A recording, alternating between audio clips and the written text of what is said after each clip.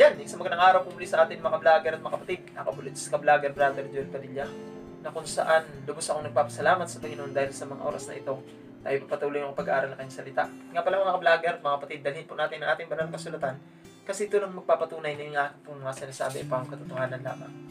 At sa ating pagpapatuloy, tayo po na manalangin. Nakilang Ama na nasa mga langit, ikunikta niyo po kami sa mga oras na ito. Nihiling po namin na patawarin kami sa kasalanan na nagawa ng sa ganon. Walang hadlang ang inyong kapangyarihan na makakagawa sa mga sa amin.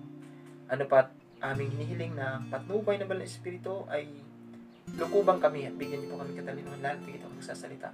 Mula sa makikinig, maging pagpapala ito sa kanila at sa mga manunood. Umasa po kung ito'y amin pong may isang kabuhayan. Ito pong aming hiling sa pangalan po ng aming Panginoon Jesus na siya ang pong tagapagligtas. Amen. Yan. So, magandang araw po muli sa atin mga ka-vlogger at mga kapatid. Salamat at ikaw naman ngayon ay nakarating sa ating YouTube channel. Salamat nga pala at nasa more than 500 subscriber na po tayo. Alam ko naman na hindi mabilis pagkasalita ng Diyos. Alam mo na, matatalo talaga yan ng mundong pamumuhay kaysa sa ika-spiritual na pamumuhay. By the way, hindi yan ang ating point. Ang point natin dito ay maganda ang ating pagtatalakayan dahil maraming nagsasabi ng mga tao na wala na daw yung 10 utos. Actually, kung ating tatanggalin ang 10 utos, hindi kaya ito ang nagiging sanhi kung bakit nagkakagulo-gulo ang ating mundo. Kakaroon tayo ng ibang Diyos. At the same time, hindi natin alam kung paano mahalin ang ating kapwa. Nakabase na lang tayo sa ating alam na kung saan, okay to kasi papaligaya ko naman ang aking kapwa. Ang totoo po niyan mga ka-vlogger at mga kapatid, kung ating titingnan ang buhay ni Adan at ni Eva, makikita niyo po doon na kung saan nag-i-exist na sa time kahit sa langit hanggang sa kasalukuyan nag-i-exist ang 10 utos. Sa paanong paraan? Kung ating titingnan, ang deal ng Diyos sa kanila, hindi dahil doon sa pagkain. Na pag sinuway nyo dahil sa pagkain, yun ang kasalanan. Ang usapan doon kung sino bang kanilang magiging Diyos. Malinaw naman sinasabi sa Exodus chapter 20 verse 3 na walang ibang Diyos kundi siya lang. Dahil kung ating titingnan, siya daw ay Diyos na mapanibughuin. Kaya ayaw niya magkakaroon ng ibang Diyos. Kaya dito mo makikita na kung saan ang deal kay Adan at kay Eva, mabubuhay kayo ng maayos as long na yung nasa isipan nyo at nasa puso ninyo na kautusan ay inyo yung ginawa, magiging maayos ang inyong pamumuhay. Nakasama ako. Pero pag hindi nyo sinunod yan, magkakaroon tayo ngayon ng barrier. Mapuputol ang ating ugnayan. Nga lang, make the long story short, sinuway nila. Kung nakita nyo, pagdating ng Diyos, nasaan kayo mga anak? Ang sabi nila, kung ating pag-aralan sa Genesis, nandito po kami Panginoon, nagtatago kasi kami ay hubad. Sabi ng Panginoon, bakit? Sinuway nyo ba? Kinain nyo bang aking ipinagbabawal? Sabi ay yung kasing yung babaeng ibinigay sa akin. O, kita nyo? Kung ating titingnan, yung pag-ibig nila sa kapwa nila nawala na. Bakit? Sinisi niya asawa niya eh. Ang kasunod, sabi ng Diyos, bakit mo ginawa yan, Eva? Ayun kasing iyong hayop na ginawa. Kita nyo? Pati pagmamahal sa nature, nakat. Kasi may ugnayan ang kautusan para mapangalagaan natin na magkaroon tayo ng walang ibang Diyos. Para mapangalagaan natin ang pagmamahalan bilang kapwa mga tao. At the same time, para mapangalagaan natin ang buong kalikasan na ginawa ng ating Panginoon Jesus. Pero dahil sumuway, eto ngayon. Sabi ng Panginoon, to make the long story short, nagsisi siya kung bakit nilalang niya ang tao. Kaya ang plano niya, lilipulin na ang lahat ng tao sa pamamagitan ng baha. Kaya, nung bumaba sila, ito magandang balita. Bakit? Wala na sa tayong mga tao. Nagkaroon ng tsansa dahil may nakita ang Diyos na isang tao na may pag-ibig sa Kanya. Sa paanong paraan pinakita yung pag-ibig niya? Sa pagsunod sa kautusan. Sa paanong paraan? Ay di, sinusunod niya yung gusto ng Diyos. Nag-aalay siya, nanalangin sa tunay na Diyos, at inaayos niya kanyang pamilya. Walang iba kundi si Noah or Noe. Itong si Noe, nakita ng Diyos at nalugod siya. Kaya pinagbigyan niya. Bibigyan natin ang chance ang tao na bumalik doon sa isang original na pamumuhay. Ano bang gusto ng Diyos para sila makasakay sa bangka? Una, hindi lang tutulong doon sa paggawa ng bangka. Ang sinisigaw ni Noe ay magbago kayo dahil gugunawin ang mundo. Anong klaseng pagbabago ang gusto ni Noe? Na bumalik kayo doon sa tamang kautusan ng Diyos. Bakit? Dahil sumasamban ang mga tao sa time na yun ng ibang Diyos. Nagpapatayan, nangangalunya, nagnanakawan, nag-iimbot. Walang galang sa mga magulang. Yun ang nangyayari. Kaya yun ang sinisigaw ni Noe, na magbago kayo. Pero ayaw. So, anong nangyari? 8 ang naligtas. After ng flood, make the long story short ulit, ay dumami na naman ang tao. Nung dumami ang tao, lumaganap na naman ang kasamaan. At yun ang malungkot na balita. Kung ating titingnan sa buhay ni Adan at ni Eva, nag-i-exist ang kautusan.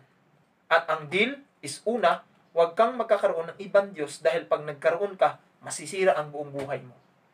Kaya ngayon mga ka-vlogger at mga kapatid, maraming nagsasabi wala na daw kautusan. Kasi may sinasabi daw sa, kung ating bubuklatin ang ating banal na kasulatan, sa Marcos chapter 12, verse 30 hanggang 31, makikita mo dito na sabi, at ibigin mo ang Panginoon mong Diyos ng buong puso mo at ng buong kaluluwa mo, at ng buong pag-iisip mo at ng buong lakas mo. Okay. Ang pangalawa, ito, ibigin mo ang iyong kapwa na gaya ng iyong sarili. Walang ibang utos na higit sa mga ito. Kaya sabi nila, kaya wala na yung Brother Joel, kasi dalawa na lang. Okay. Kung ating titingnan, yung aklat po ni Santiago, hindi ko nabubuklatin, maubos ang ating oras, buksan nyo na lang, papakita ko lang po sa inyo, iyan po yung, yung talata, na kung saan, may mga taong sumasampalataya sa Diyos na hindi nakikita sa kanilang mga gawa at magkaiba yon. Meron kasing sinasabi sa mga asawa, mahal kita, pero ang lalaki, tamad, ayaw magtrabaho. Nakikita niya na okay naman. Pero, totoo ba yung pagmamahal na yun? Kasi ang tunay na pagmamahal, makikita sa mga gawa. Kaya sabi ni Santiago, ipakita mo sa akin ang iyong pananampalataya at ipapakita ko naman sa iyo ang aking pananampalataya na may kaakibat na or may kalakip na gawa para hindi magiging patay ang aking pananampalataya. Kaya, ang gustong i-point ni Santiago dito, sa paanong paraan, kung iibigin ng Diyos, ito, sa pamamagitan ng aking magawa. Hindi ako magkakaroon ng ibang Diyos. Okay?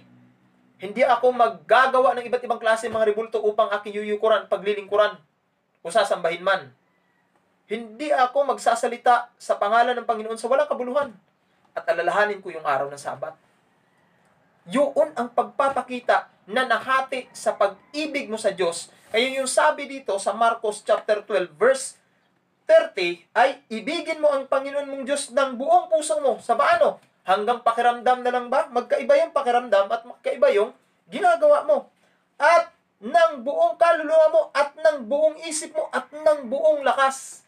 So yun ang pagpapakita ng pag-ibig mo sa iyong Diyos. Kaya hindi pwedeng mawala ang kautusan. Dahil pag tinanggal mo ang kautusan, ito ang problema natin ngayon. Pag tinanggal ang kautusan, magkakaroon ka ng ibang Diyos. Sasabihin lang, paano ka magkakaroon ng ibang Diyos kung mamahalin mo ang Diyos? O hindi, sinunod mo rin yung kautusan. Na huwag kang magkakaroon ng ibang Diyos. Okay po? Ayaw kasi ng Diyos na kung saan iisa-isahin pa niya noon sa mga time ng mga Israelita yung 10 utos dahil alam nila, consider na agad yan ng mga Hudyo noong unang panahon na pag ang pinag-uusapan ay kautusan lalo't higit yung 2 tablestone na inukit mismo ng Diyos na ibinigay doon kay Moses sa Mount Sinai ay automatic yan sa mga Hudyo na walang ibang tinutukoy diyan, lalo't itong sinasabi sa Marcos, kung iisa-isahin yan, sobrang haba pa. Kung ating titingnan yung 4 gospel, yung Matthew, Mark, Luke, and John, makikita mo doon na hindi talaga na dinitali lahat. Kundi, automatic kasi consider na sa time ng mga Hudyo na nakakaunawa na agad. Ang problema lang sa atin dito, lalo dito sa Pilipinas, gusto agad literal. Kaya pag walang nabasa, sasabahin agad ng inyong mga ministro, ng inyong mga leader, ng inyong mga pastor, ng inyong mga pare, walang sinulat Ay, totoo naman talaga, walang sinulat. Pero, kung matalino ka na tao, mabubuksan ang iyong puso't isipan at mauunawaan mo na totoo nga ang sinasabi ng Diyos na yung sa Marcos chapter 12 verse 30 ay yung 4 na sinasabi doon kung paano maibigin ng Diyos. At kung atin naman titingnan, yung Marcos chapter 12 verse 31, makikita mo rito, ang pangalawang utos ay ito. Ibigin mo ang iyong kapwa na gaya ng iyong sarili, walang ibang utos na higit sa mga ito. Paano ba ibigin ang iyong sarili? Kasi ito sabi, ibigin mo daw ang iyong kapwa, gaya ng iyong sarili. Paano ibigin ang iyong sarili? Bugbugin mo ba? Papatayin mo ba? Hindi mo papakainin? Ganun ka lang ba palagi? Mahal kita. Wala ka bang gagawin na magtrabaho para mapakain mo yung sarili mo? Hindi, di ba? Kasi kailangan ng gawa. At kung iyong pag-aaralan, yung Exodus chapter 20, verse 3 to 17, wala ka talaga makikita doon na pwede mong tanggalin. Kasi pag tinanggal ang isa doon, na magkakaroon tayo ng problema.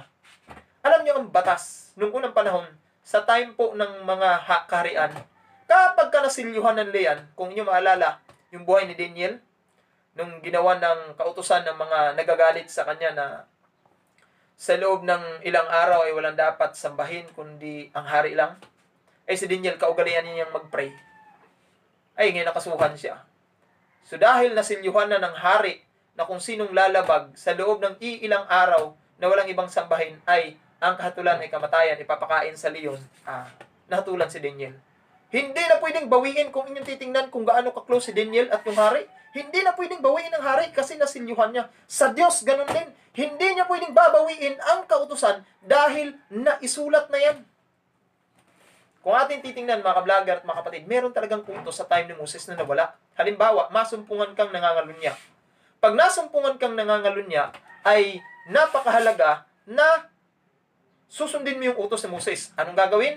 Patatayuin ka doon, kagaya ng plano lang kay Maria, na tumakbo si Maria sa harap ni Jesus Christ at humingi ng tulong at yung mga tao ay pumuha ng bato at babatuhin. Yun ang kautusan na gustong matanggal ng Diyos. Hindi tama yun. Kasi ang pagkakilala nila mula sa time ni Moses ay brutal ang Diyos na pag nagkamali, ang hatol ay bato agad. At maraming Adventistang naniniwala niyan hanggang ngayon na brutal daw ang Diyos. Hindi. Ang Diyos ay mapagmahal. Tandaan niyo yun. At ang pagmamahal niya, gusto niyang maipakita sa pamamagitan ng kautusan. Okay po? Kaya kung inyong makikita doon, sabi ng Panginoon, sige, kung sino walang kasalanan, unang bumato, ay alam na makasalanan sila. Kaya kung ating titingnan ang kautusan, nag-i-exist yan. Kung ating titingnan ang kautusan, kung paano natin mahalin ang ating kapwa, pag tinanggal mo yan, magkakaroon tayo ng problema. Sa paanong paraan? Ating titingnan yung Exodus chapter 20, verse 3 to 17. Ano po? Ating titingnan ha. Ang sabi po dito na lang tayo sa pag-ibig natin sa ating kapwa. Paano natin ibigin ang ating kapwa? Kayo ang maghusga sa mga nanonood at lalo tigit yung ayaw sumunod sa kautusan. Sabi ko nga, may mga nawala na kautusan. Pero yung 10 utos na ibinigay ng Diyos mula doon sa bundok ng Sinai na sinasabi ng iba na para lang daw yun sa mga Israelita. Sige nga, kung para lang yun sa mga Israelita, ibig sabihin, hindi na natin igagalang ating magulang kasi yun ang unang utos para sa kapwa mo. Huwag mong galang yung magulang nung mangyayari sa'yo. Kakasuhan pa nga ngayon eh. Okay? Senior citizen nga lang, hindi mo pa unahin sa pila, magkakaso ka nga. Di ba? Kasi nag-i-exist yan. Pangalawa, ito pa, huwag kang papatay. Kung tatanggalin natin yung sa lumang tipan, ay pwede natin pamatay. Pangatlo, huwag kang mangangalunya. Hindi kaya ito ang dahilan dahil gusto nilang mawala ang kautusan. Kaya okay lang kahit kaliwat kanan ay magkaroon ng maraming asawa. At yun ang pagkakamali. Kaya walang pwedeng mawala dito sa kautusan. Ano pa? Ito ang pang-apat. Huwag kang magnakaw. Masama bang sundin yun o hindi? Di ba? Pang-5, huwag kang magbibintang sa iyong kapwa. Kaya pagdating sa kaso, huwag kang gawa-gawa lang. Maaaring makalusot ka sa harap ng mga judge, pero sa harap ng Diyos, hindi pwede. And then last, sa pag-ibig mo sa iyong kapwa, gaya ng pag-ibig mo sa iyong sarili, alin? Huwag mong iimbutin ang bagay na hindi naman sa iyo or sa iyong kapwa. At yun, magdesisyon kayo kung alin ang hindi dapat susundin doon. Ang sabi ng iba, kung mahal mo nga yung Diyos, hindi mo na gagawin yun. Kaya nga, nasusunod mo nga yung 6. At nasusunod mo rin yung 4 na para sa Diyos. Kaya yung sabi ng Diyos, ito yung utos. Nahahati siya sa 2, ibig mo sa Diyos at pag-ibig mo sa iyong kapwa. Gaya ng pag-ibig mo sa iyong sarili. Okay po? Alam nyo, sa totoo lang, napakaraming tao ngayon gusto lang wala ang kautusan.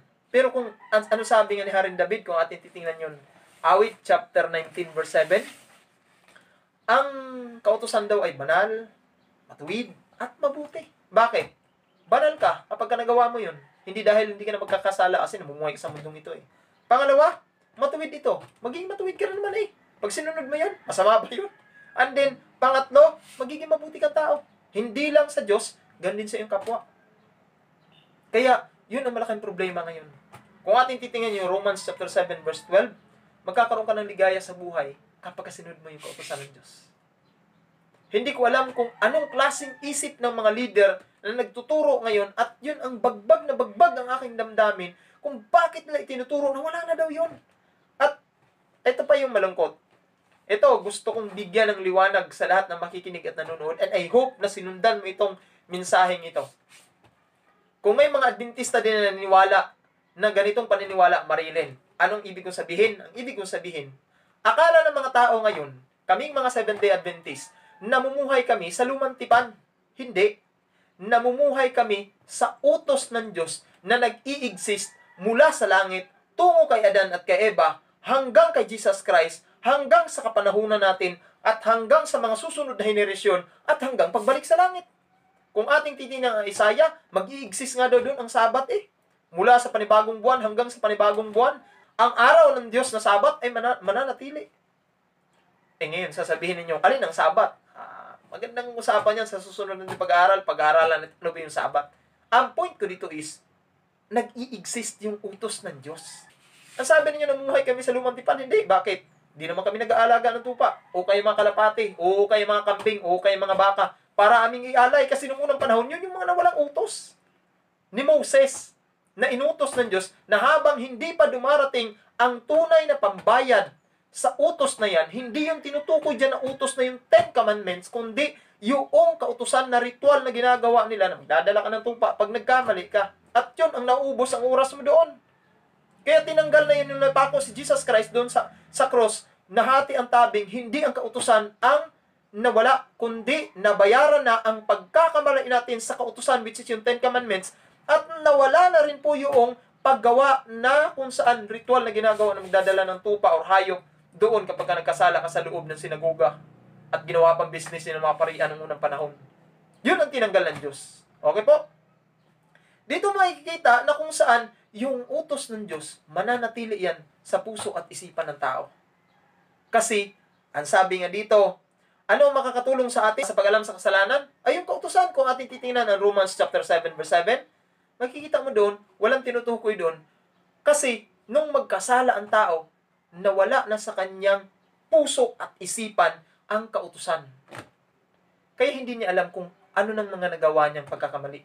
Pero nung dumating ang kautusan, sabi ni Pablo, mas naunawaan ko na ngayon, na ang dami ko na palang nalabag. Kung wala ang utos, hindi mo alam na sobrang dami na ngayong nalabag. At walang na-abolish doon.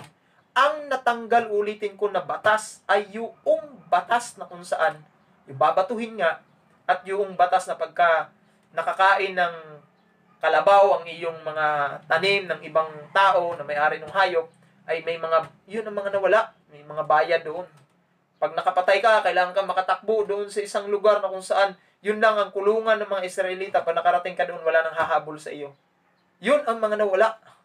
Pero yung utos ng Diyos, itong 10, hindi ito nawala. Ang akala kasi nila, pag sinabing sa bagong tipan, natapos na yung kautusan, ang akala yung kautusan na sinasabi, yung 10 Commandments, hindi mo pwedeng mawala yan. Pag mawala kasi yan, kakagulo-gulo tayo. Magpapatayan tayo. Kaya ang iba tingnan nyo, dahil wala lang yung kautusan, kakaroon sila ng prosesyon na napakaraming Diyos-Diyusan nila. Magkakaroon sila ng iba't ibang klaseng pananaw na kung saan ang pakiramdam nila, ito yung gusto ng Diyos, pero hindi. Ano po? Uulitin ko, kaming mga Seventh-day Adventists, hindi kami nabubuhay na kung saan sumusunod sa kautusan para maligtas. Hindi yun. Ngayon magtaka kayo, bakit Diyos sinusunod yan? Kasi nga, yun ang gusto ng Diyos na mangyari. Okay po? Hindi kami sumusunod para maligtas kasi ang kaligtasan, si Kristo lang ang pwede may gawa niyan. Saan ba tayo niligtas ng Diyos? Okay, yun yung magandang tanong. Niligtas tayo ng Diyos doon sa paglabag natin sa kautusan. Alin ang kautusan?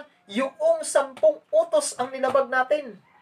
At doon tayo binayaran Diyos. Dahil binayaran tayo ng Diyos, sabi ni Pablo, magpapatuloy pa ba tayo sa pagkakasala dahil namumutawi or nangingibabaw ang biyaya ng Diyos? Huwag namang mangyari.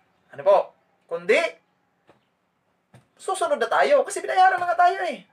Gusto mo pa bang makulong ulit? O kaya gusto mo bang ipapako ulit si Kristo sa cross? Dahil okay lang na makagawa ng kasalanan? Hindi. Kung binayaran ka diyan, bakit ka pa magpakakasala? Hindi. Sundin mo na para walang kasalanan. Ang sabi ng iba, wala na kasi yun. Kasi sabi ni Jesus Christ, utos na lang daw, 2. Alam niyo kung yung pag-aralan sabi ng Panginoong Jesus, hindi ako pumarito upang sirain ang mga propeta at ang kautusan. Anong tinutukoy niya kautusan? Yung 10 Commandments, iba yung pag-aalay ng tupa, iba yun. Okay? Pumarito ako upang tupdin ang lahat ng mga bagay na ito. Isipin mo, tinutupad nga ng ating Diyos, how much more pa tayo? Okay? Kaya nag-i-exist ang kautusan. At kung inyong papag-aaralan ang buong, sabi rito ni Pablo sa Romans 3:31, Binawala ba ng pananampalataya ang kautusan dahil manampalataya ka lang? Kung atin titignan yung Romans chapter 3 verse 31, mga kapatid, bago tayo magtatapos, atin pong titingnan. Iwawalan kaya natin kabuluhan ng kautusan sa pamagitan ng pananampalataya? Huwag nawang mangyari, kundi pinagtitibay pa natin ang kautusan. Anong tinutukoy niya rin ng kautusan? Hindi nagsasabi si Pablo rito na magdadala kayo ng tupa o kaya batuhin yung mga nangangalun niya o kaya bayaran yung mga nakain ng iyong mga hayop. Hindi, ang tinutukoy niya dito ay ito yung 10 Commandments na sinasabi ng Diyos. Ang totoo niyan, sabi ko nga, yung siyam na susunod natin at ang isa ayaw. Bakit? Pagdating sa Sabat, ayaw lang tanggapin na nag-i-exist yan hanggang ngayon. Bakit na ayaw tanggapin? Kasi pag tinanggap nila yan, maaari silang patayin o maaari kayong patayin ng inyong mga miyembro dahil matagal na tayong naililigaw. Kaya ako, nung napag-aralan ko ang araw ng Sabat, nagbago ako sa aking sarili at nasabi ko, doon ako sa gusto ng Diyos. Aanhin ko man yung gusto ng karamihan, ang dulo ng pala ay kapahamakan. Dito ako sa gusto ng Diyos dahil ito ang nais ng Diyos sa bawat isa sa atin. Sa mga oras na ito, pwede kayong mag-comment below kung meron pa kayong katanungan pagdating sa kautusan.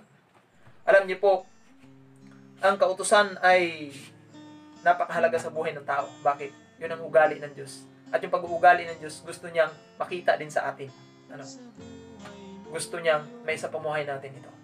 Kung tutuusin yan, mahal na mahal ka ng Panginoon sa mga oras na ito. Bakit? Kung hindi ka niya mahal, hindi niya papakilala sa iyo, ang kautusan ay nananatili yan.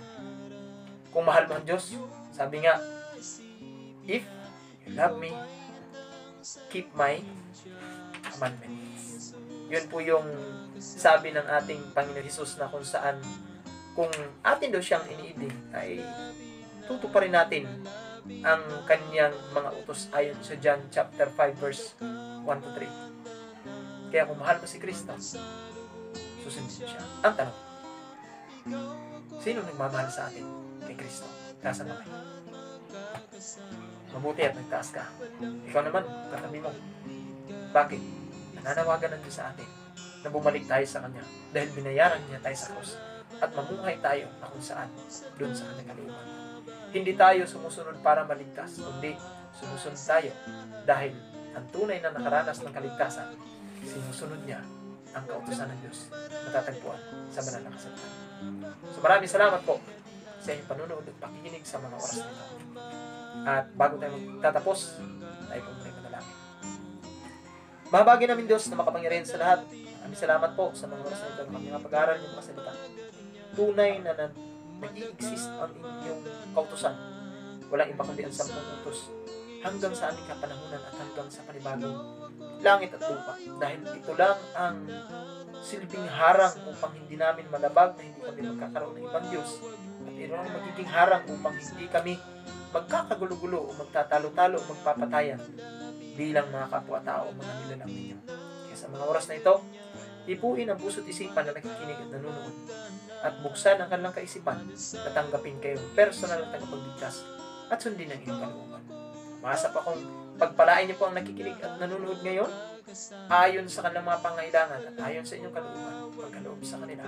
Ito po ang aming hiling. Kalakip ng paghingi namin sa makasalanan at patawarin niyo po kami alang-alang sa aming Panginoon Jesus siya ang pong tagapagligtas. Amen. So ayan mga ka-vlogger at mga kapatid, maraming salamat po sa inyong patuloy na pakikinig at panunood. Ako po ito si ka-vlogger Brother Joel Padilla na nag-iiwan sa inyo ng isang kasabihan. Ang tunay na pag-ibig sa Diyos nangangailangan ng pagsunod sa utos. Maraming salamat po! Bye-bye!